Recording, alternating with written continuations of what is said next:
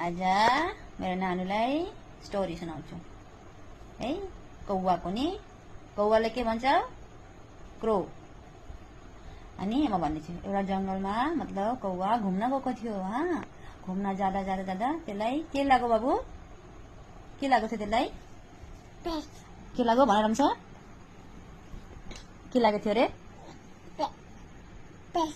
प्यास लागेको थियो हैन। अनि प्यास लाग्दाखेरि त्यसले त खोजेको खोजे पानी छैन कतै पनि। अनि पानी खोज्दा खोज्दा खोज्दा खोज्दा एउटा के देख्यो? घर देख्यो। अनि घरको अगाडि के थियो? के थियो बाबा?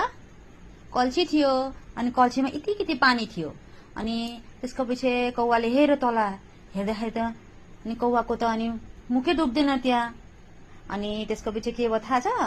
अनि कौवाले के लगायो? दिमाग लगायो। अनि के लायो कौवाले? के लायो? के लायो? कौवाले पानीमा के हालेको थियो?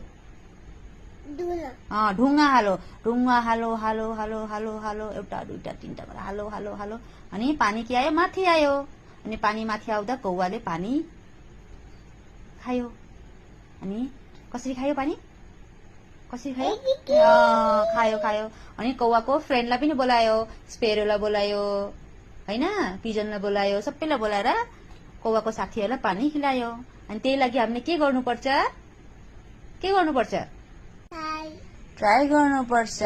लागि हामीले हर काम ट्राई गर्नुपर्छ, कोसिस गर्नुपर्छ, तब हामीले सफलता भेटिन्छ।